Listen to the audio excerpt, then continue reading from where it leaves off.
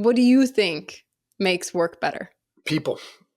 I mean, without a doubt, it's people. You have to be working with folks that inspire you, that challenge you, that sometimes frustrate you, but in a positive way to make great things.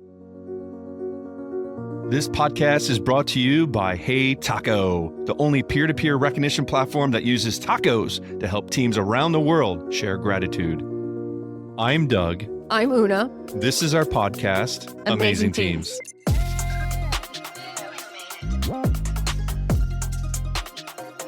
Hey everyone, welcome to season 3 of the Amazing Teams podcast, where we explore all the things that make work better. Today, we are excited to be joined by Carl Smith, owner of the Bureau of Digital. Carl, welcome to the Amazing Teams podcast. Thank you, Doug. Thank you, Una. Of course. Tell our listeners a little bit about the Bureau of Digital.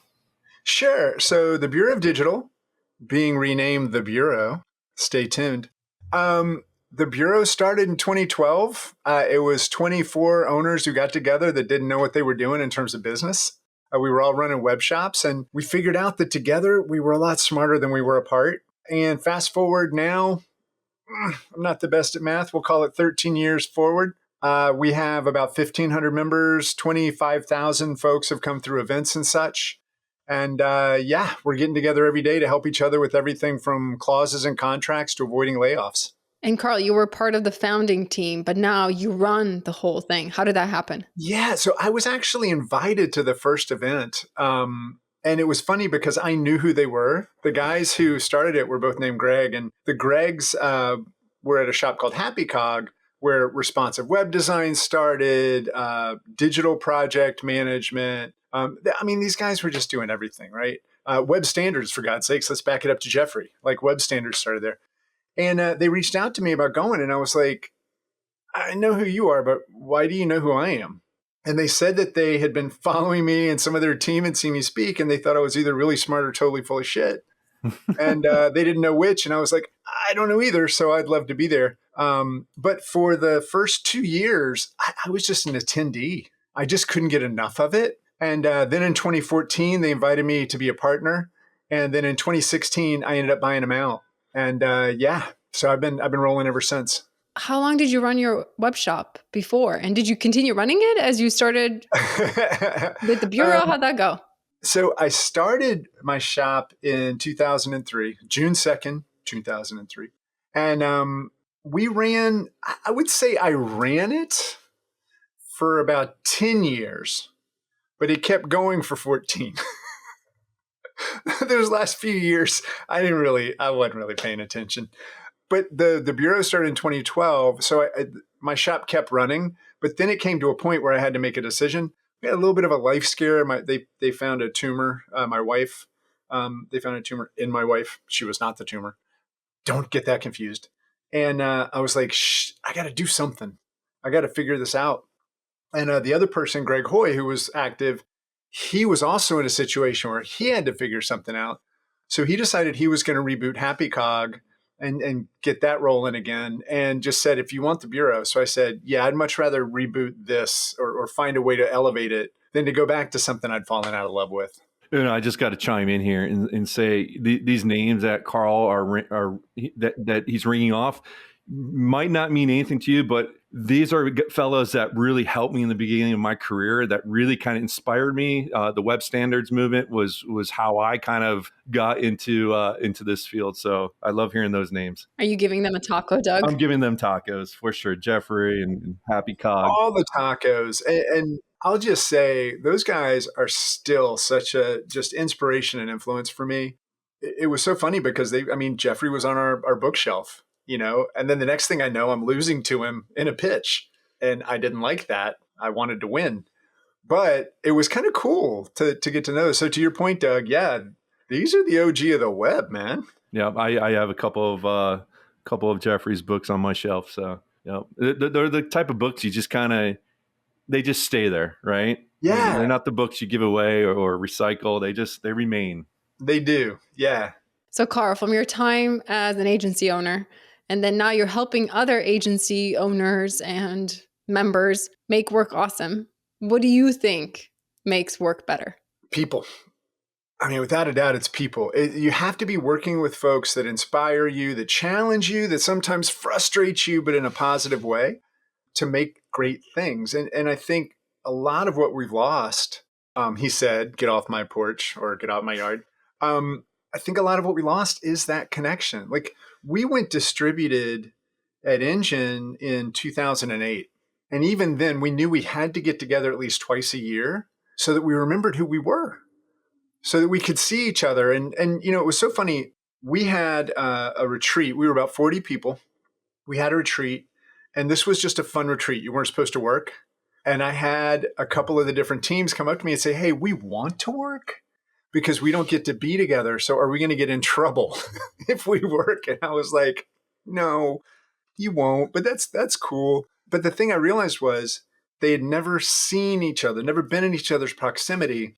And when you haven't been with someone, like hung out with them, shared a joke, you know, had a beer, whatever, you don't realize what it is to let that person down. That's not a thing. But when you've hung out that one time, it's not like you're 800 miles away and I close my laptop and I don't care. Now, Doug is that person who told that joke that we all thought was so funny. And then I found out that we both love Iron Maiden, right? And now I'm not just closing my laptop, I'm letting Doug down. So I better go ahead and do the extra thing. But I think 100% it's the people. Carl, one thing you said also when we were preparing for this podcast, you also said something around which inspired me that day to close my laptop and be done. I'm just kidding. It inspired me, but I still had work to do. But you're like, if you don't feel like doing something, just don't do it. I was like, wait, what? What do you mean by that? Well, I mean, the reality is a lot of us, we don't like to be told what to do, even by ourselves. And so I talk to my team like every other week.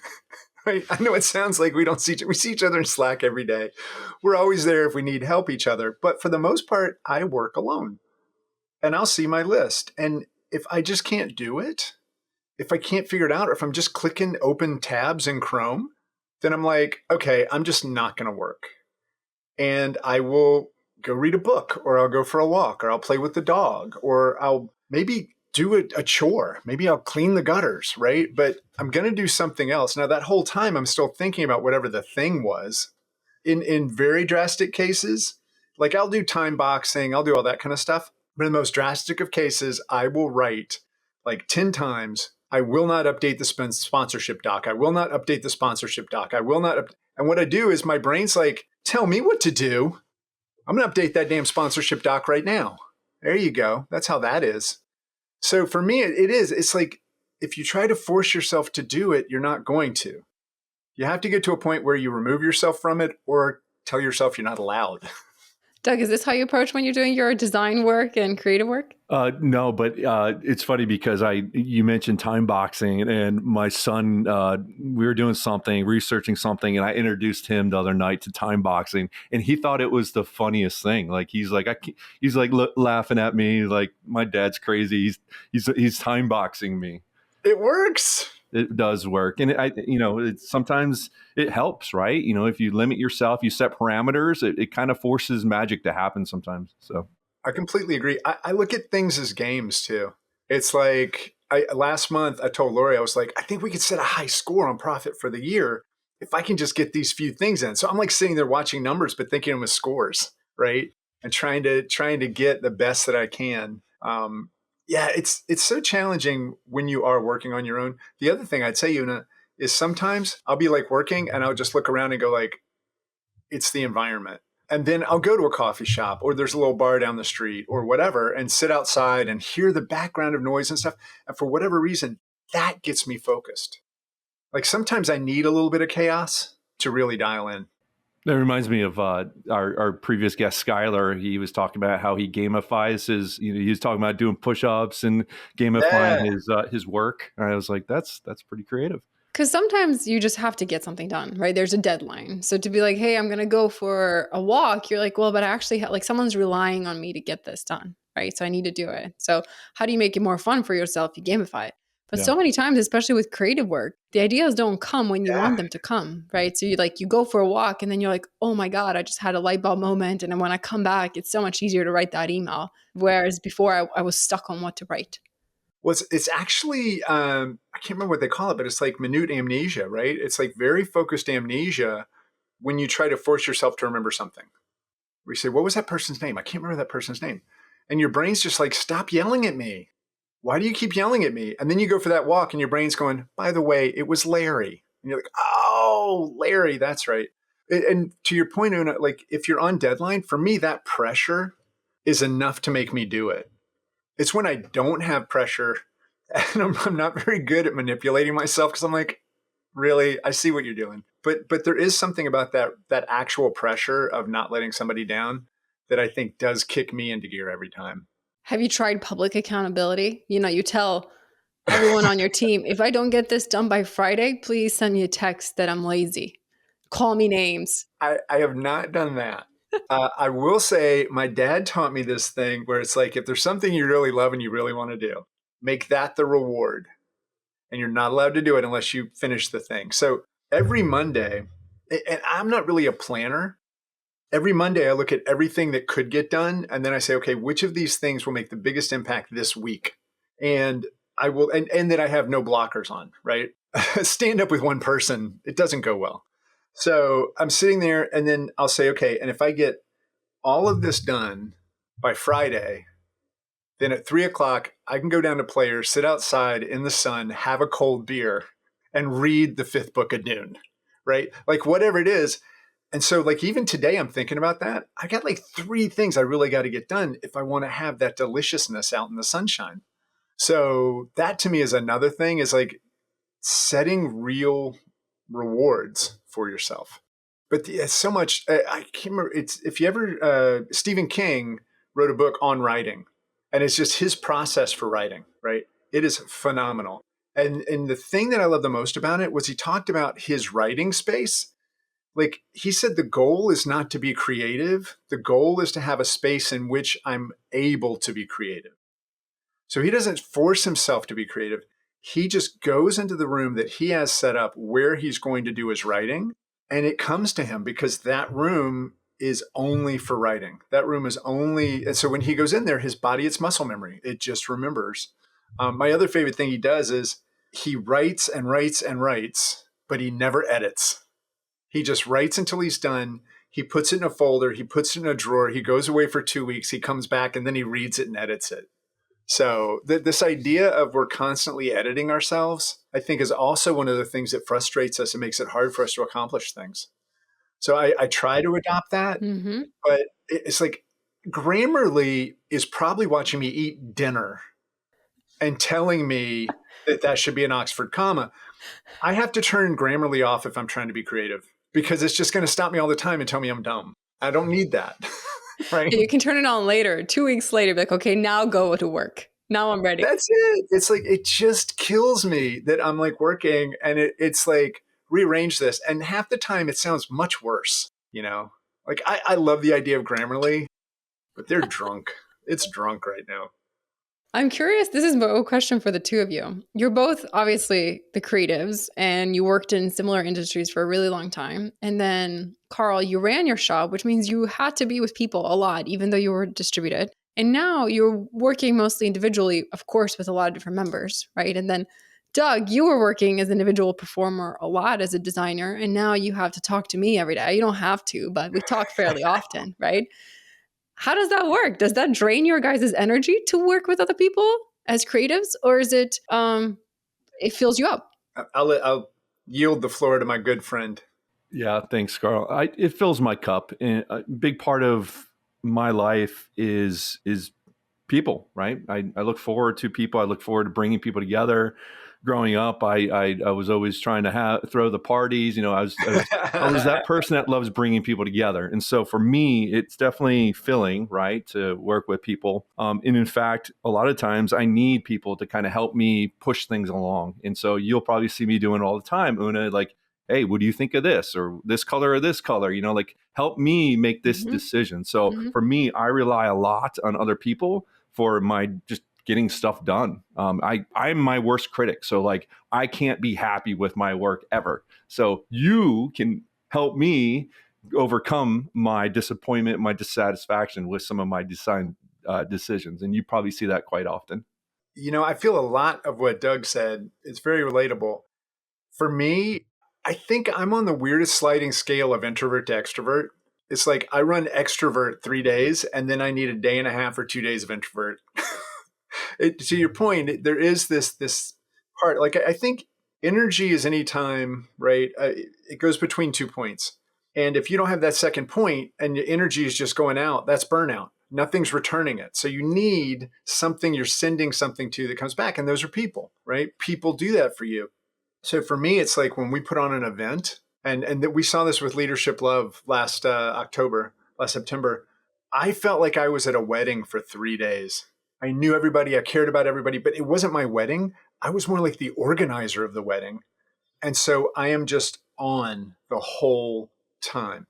There is no time to not feel good. There is no time to not smile. There is no time. I even say it and I'm doing it, right? And the thing that's hilarious about it, Una, and I've talked to other organizers about this, for 2 or 3 days after an event, we'll be walking down a hallway, not sure if we know somebody or not. So we just go, hey, right? And everybody's like, is that the nicest person or should I run away? Like, I don't know what's happening right now. The other thing I'll say is that while we do need these other people and we need them both for creative reasons, for just humans, we're social animals that want to be self-important. It's really weird. But for me, I also need that time where it's just nobody. So I can process and really expel a lot of stuff out of my brain because it gets messy up here. And once that happens, then I get to that point where I'm like, I want to show a human, right? So it's an ongoing cycle for me.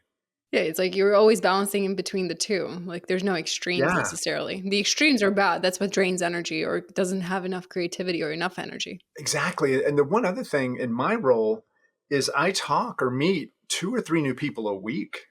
So that, because you think about it, right? Like when you first meet somebody, all your stories are new again, right? It's like they don't know about the time in Barbados where we were at that bar and the monkey came in. I get to tell that story, right? Whatever it might be. And so there's this excitement and this enthusiasm, this newness, just like a first date, right? And then you've got those times where you catch up with the person who was in Barbados, right? And you're like, you remember when the monkey came in, right? And it's just like, to me, there's such a mix that you need as well of new and familiar. I won't even say old, but just familiar, because sometimes you need somebody who just knows and you don't have to explain. And sometimes you just want that freshness. I kind of feel like I need to know the monkey story now. I just made it up. It doesn't even exist. Oh, what? I was hoping for a good story too. I was like, we had this Leadership Lives offsite in Barbados and a monkey walked in and drank my beer. No? Oh. You were there? I couldn't believe you picked up I didn't know they could actually grab a beer. So Can they? when we did, no. Duet Improv champ, state of Florida, 2 years in a row. Oh, nice. Nice. You said something that I want to touch on. So when you go to these events, it kind of doesn't matter how you feel, whether you're having a bad day or you feel like you just want to sit down and call it a day. You have to smile. You have to greet. Like you're the host, right? You're hosting hundreds of people and no one cares. And when you and I were prepping, you said something. I wrote it down because it was so good. You're like, as a leader, you need to know the extra impact breathing can have, right? You said when you're running your web shop, you would breathe differently. People are like, oh my God, we're having layoffs tomorrow. Yeah. Right. The business is say more about that, because the breathing, I'm like, clearly it's an exaggeration, but it's so true. I'll share this story. This story is when it hit home for me, the extra weight that authority brings with any conversation. I was in my early 20s. I was at an advertising agency, and one of our clients was this giant bank in the Southeast called Barnett. Had like 700 branches, like a big deal. And I'm meeting with the director of marketing, Roseanne Duran. Not making that up. That's her name. And Roseanne, we're sitting there talking, and the president of the entire bank walks in, right? The CEO, whatever. He was the top guy. His name was Charlie Rice. And Charlie walks in, and this was figure mid-90s, and he picked up a pack of Post-it notes, and he had never seen them before. And he goes, what are these? And Roseanne goes, oh, they're Post-it notes. You write on them and you stick on stuff. Now, Post-it notes have been around, but Charlie didn't know how much an ice cream cone cost because they gave him a Lambo for his birthday, right? He has no idea what's going on in the world. So he goes, oh, how much do they cost? And Roseanne said, oh, a pack's probably like $2 or $2.50. And he goes, oh, wow, that's kind of pricey. And he put it down. A week later, there were no Post-it notes in any branch throughout the entire Barnett network because Charlie said this is a waste of money, right? 2 weeks later, I'm on their floor and Charlie is in the closet and he's tearing the supply closet apart. And I'm like, I don't work there, but I know who he is. I've presented to him. I'm like, Charlie, can I help with something? He goes, where are those little sticky pieces of paper things? He said, I've looked everywhere and I can't find them. And I really want them. We're doing this brainstorming thing. And I told everybody I'd be right back. And it's been like 20 minutes and he's just melting down. And I'm like, Charlie, I got some, I'm just 2 floors down. Let me go down. I'll grab some and I'll bring them back. So I come back up the elevator with Post-it notes. I see Roseanne. She goes, what's going on? I'm like, Charlie's losing his mind because everybody overreacted, right? He sneezed and now he's drowning in Kleenex. So he didn't even say that, hey, you need to remove all Post-it notes from off. He just said, hey, those are expensive. And then people were like, that means we should remove them. Yeah. Throughout Florida and Georgia, 700, 800 branches, gone. And so that's the thing you don't realize, right? It's like you come in and whatever energy you have is the energy that the team is going to pick up on. I might have told you this, Una. One time, I would do these midweek updates. So because we were distributed and we were around 40 people and we were in 8 time zones. And I mean, it was, I got my little itch here. That's my little, I didn't like it. And I would do this midweek update. It was just a video about how things were going. I would sing happy birthday if it was somebody's birthday, that kind of thing. And one day, one of the people I had known from even before I had my shop called me and said, hey, you're scaring the kids. Like what? She goes, your weekly update, you had sunglasses on, you sounded angry. What's going on? And I said, we are so low on cash. And she goes, well, it came through and you need to realize everybody's wigging out now. And I went back and I had like 30 or 40 of these videos, right? And I went and I looked at our bank balance. And when the balance was low, I grabbed a video and I looked at it. And when the balance was high, I grabbed a video and I looked at it. When we were flush with cash, I was headlining Vegas, right? I was just everybody's best friend, making jokes. How you doing? What's up? When we were low on cash, I was like, and if you can't get that shit done, what are we going to do? Right? I didn't realize how just different I was. And it was all along that. So I think that's the other thing. It's like you realize as a leader eventually that you have to either share what's going on with you or remove yourself if you cannot be present. And that was, I learned this from Project Inkblot, a diversity group that we were working with. When we come together now, like I will tell Lori and Meredith, I'm be like, hey, I'm having a great day and I'm feeling super goofy. So if I seem to dismiss something you say or just laugh inappropriately, I'm just feeling good. Or, we've had people in these meetings and I'll do it with other folks too. And they'll be like, I just had a fight with my kid and I'm angry and it's nobody here. I am just mad at myself and I'm mad at all these things. So there's no reason we can't do that we can't just tell people at the beginning of a meeting, this is what I'm bringing in. And I wish I'd known that a lot earlier because I would have saved some friendships probably. Doug, you always talk about the wake, right? Right. Yeah. Say more, share, because that's kind of your version of the impact your breath can have. How do you think about the wake? Oh, the wake, like we're always looking forward. We never look over our shoulder at the wake we leave. And so, yeah, that's kind of the story. Yeah. And also, and don't look back because you're not going that way. Yeah. I mean, you always have to be looking forward, but it's healthy to take a peek over your shoulder to see the effect you're having on others. And so that's the wake, as a boater, that's you kind of have to always know what's behind you because people can come up on you and you have to know how to respond when people are coming up on you or passing you. And those are people that are in your wake, but eventually you could be in their wake. And so, yeah, I like the wake metaphor because I think there's a lot of people in this world that don't look at their wake, especially a lot of people that drive on the Washington Beltway. Those people do not look in their wake. That's a beautiful metaphor. It really is, because people can ride in your wake, right? They Sure. can have fun. They can also get wiped out if you're not Yeah. careful, right? That's the cautionary tale. Absolutely. Yeah. I mean, so you can either be focused on moving forward and not care about the wake you're leaving behind you, or you can be a person in life that, keeps an eye on your wake Yeah. and helps people that are stuck in your wake, or helps people to overcome your wake, So I do love the wake metaphor, but everyone has a wake. And I Yeah. think not everyone knows that. You just reminded me of a story. This was from the very first Bureau gathering, right, in Portland, Oregon, at the Kennedy School in 2012, March of 2012. The Kennedy School is amazing, by the way. It's so amazing. I'll tell you, Doug, later what it is, but it's so cool. It is absolutely haunted. It's a whole different podcast. But what happened was, we were there, and I was sharing a story with the table about a time I let somebody fail. I knew this probably wasn't a good plan, and I let them fail. And what happened was, I won't go through the whole thing, but we had a really wealthy client, and they had a product, and there was nowhere to promote it. And so we decided, with the backing of this billionaire, that we would create a magazine so we would have a place to put the ads. Okay. Now, I wasn't involved in this. And but it was brought to me, and they said, "Hey, we want to do this. What do you think?" And so I would always do the same thing. I would say, "Tell me the story of doing it and what the impact is. Tell me the story of not doing it and what the impact is." So the story of doing it was that the client was going to be so happy, and they were actually going to hire writers. They were going to actually do an issue of the magazine, not a comp, but an issue. And I said, "What if the client doesn't like it?" They said, "Well, it's not that big of a deal. It's not costing that much. It's not this, not that." I was like, "Okay." I said, "Well, y'all seem really passionate about it, so sell it with the passion.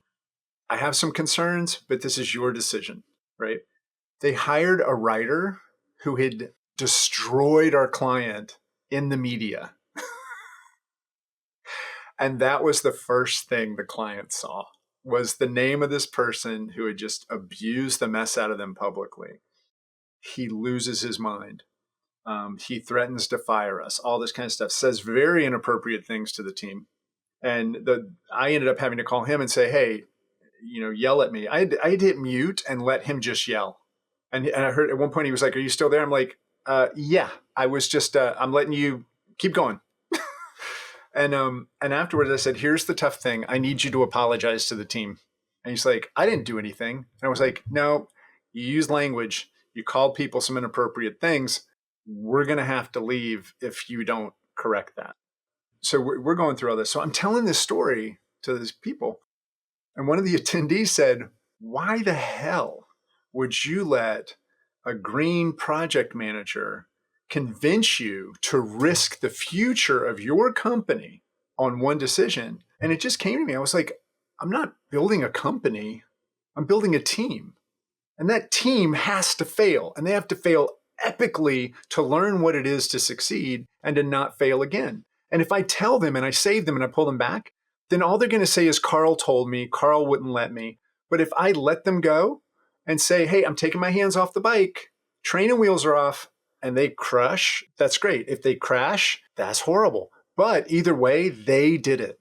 They crushed it or they crashed it. But either way, they did it and they learned from it. Whereas if I had stepped in, I would have kept them from success. So, and I'll just say, I don't think that person's shop is running anymore. I'm not sure. But hey, neither is mine. So there we go. What am I saying? Well, sometimes people think that certain things always lead to success, like not letting people fail, like not saying no to a client. I'm like, well, if you look at the data, we probably fail in equal ways, right? Regardless of how you approach it. Might as well try something new. Yeah. And I think the other thing is just you kill everyone's enthusiasm if you don't let them try stuff. And I'll never forget, my only boss I ever had, Melanie, and I, we were at a conference. I think it was a 4A's, American Association of Advertising Agencies conference. And I was Melanie's number two. And the woman on the stage said, "How many of you out there are like second in command?" It's like I raised my hand, and they were like, "Are you allowed to do what you want, or do you get told what to do and you get put in a tiny little space and you have to wait to be let out of that space to do things?" And I just kind of looked at her and she went, shut it down. I was like, okay. And the person went on to say, if you're running something and you don't let them help, that's why you're there on Sundays. That's why you're there before anybody gets there and you stay until they leave. You got to take your hands off the wheel and let them do stuff. And before we left that event, she looked at me and she went, all right, next week, just do stuff. We'll see how it goes. And I was great. And you know what? Everything got better because I stopped feeling like I had to ask when I knew what was going to be better. And I messed up. I screwed up some major things, right? A $3 million campaign because I made a big mistake, but I never did that again, right? Okay, maybe it's not the best example. But there's smaller ways too, where maybe $50 Smaller ways. and learn the same lesson, right? Hey, but who wanted to work with an up-and-coming company called Comcast anyway? Whatever. Well, no one wants to. People kind of have to. And there lies the crux of creative services. So true. Carl, one more question, and this is about the Bureau. You have a very diehard group of people that meet in places around the world to learn from each other, that give talks to each other, that help each other out. How do you create a group of people that don't work together, but that really enjoy spending time together and commit time and energy to be part of this community you've built? Yeah, no, that's a great question. And I get asked that a lot. I get asked, why is that Slack so active? Why are these Zoom calls? People are so passionate. What's going on? I think there are a few things. The first one is the Bureau oath. Like the very first time we got together, one of the things that Greg's did was create this oath. It's a verbal non-disclosure. And it's basically, I promise not to share anything a reasonable person would deem sensitive or confidential during the time we share together, right? And so basically, if somebody's in a conversation in one channel, it stays in that channel. If they're in a conversation with one group, it stays with that group. It's a safety. It's an understanding. Another thing is we tell people from the beginning, we're member-led and we're non-solicit. If you come in and you start just selling, then I'm going to have to ask you to leave. We have one channel called Shameless Self-Promotion. Of the 1,100 folks in Slack, 900 of them have opted in to that channel because they want to hear it. They want to see it. Go there as much as you want. Get it out of your system. But the best way to actually end up working with people in the community is to support them. Give them information they could use. Warn them about things that you've seen that could be a challenge. Become a trusted source of information. Then they want you around. And then they go, what do you do anyway? And then the other thing I'll say is we grew in a manner that it was mostly word of mouth, right? And so if somebody knows something is awesome and the reason it's awesome is because it makes them feel a certain way, then what they tell that other person is, this community made me feel less lonely. It made me feel smarter. It made me feel hopeful. And that person coming in, that's their expectation. So we've had a few jackasses, right? And a few that are fairly well known.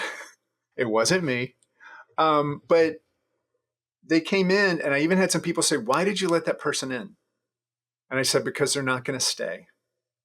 I've been doing this a long time. They're going to be here for 2 or 3 weeks, realize nobody cares about their snake oil bullshit, and they're going to leave. But if I told them they couldn't come in, they were going to raise holy hell. They were going to make it this big negative thing. When instead, in 2 or 3 weeks, they can tell me that they changed credit cards and they'll update later. And they never will, right? So I think that's it. I think the community protects the community. If somebody is a bad actor in there, I know because suddenly I have 27 DMs because everybody's watching. And then I guess the other thing is we give tacos. And that's a great segue. That's a great segue. But honestly, the idea of giving tacos is so prevalent throughout the community. We do the Taco Tuesday thing. Anytime somebody is sharing something that a few people start to give a thumbs up or something like that, either myself or one of the Bureau ambassadors or somebody's going to come through and throw a taco just to get that going too. And that to me is one of the best things. And our onboarding video, I use this and I tell people also, we hand out tacos. So if somebody does something nice for you, give them a taco. Come on. So yeah, I think it's a big part of just showing that we're an appreciative bunch. I love it. That's awesome. Well, thank you for coming on the podcast. Yeah. And all your support and inspiring us and making us laugh. But before we let you go, Carl, we have a little ritual that we do on this podcast. Okay. Everyone has 5 tacos, as you know, to give each day. Who are you giving your 5 tacos to today and why? All right. Let's see. I'm going to give my first taco to my wife. This morning, she was hectically running around getting ready for a trip. And I was outside and she came outside and gave me a little chocolate candy. And I know, as hectic as her day was, taking that time to give me that little candy. And I looked at her and went, oh, thank you. And she goes, there were 2 left. I'm giving you one of them. I'm like, no, it's totally good. But she made that for me, right? I'm going to give one to Roma. Roma is one of my mom's caregivers. So my mom right now is in the hospital. She's fine. She's being released today. But Roma was able to help my mom transition from the hospital back to home so I could be on the podcast today. So thank you, Roma. Appreciate that. I will give one to Rob Haar, who is a good friend who runs Sparkbox. And he is single-handedly really putting on Operation Summit, which is an event we have coming up in a couple of weeks. Let's see, I did 3. I will give a taco, let's see, actually to my neighbor, John. I'm going to give him a taco because John came out and got his obnoxious dogs out of the yard so I could work. He sent me a text. He was like, I'm on it. So, and then I'm going to give my 5th taco, I'm going to split it. Y'all are going to have to share a taco. We're going to make it a salad, but I'm going to give a taco to y'all because, you changed our community in such a positive way. I'll say you amplified it. We always were in a situation of loving each other, but you gave us a means to share that love that's fun. So, taco to you. Thank you. Thank you, Carl.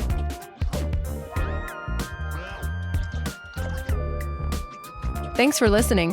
One of the important things about building a team is gratitude. If you're looking to add more gratitude into your team, check out heytaco.com. We are clearly biased, but it really does work. Use the code AMAZINGTEAMS to receive 15% off for the first 3 months of your subscription.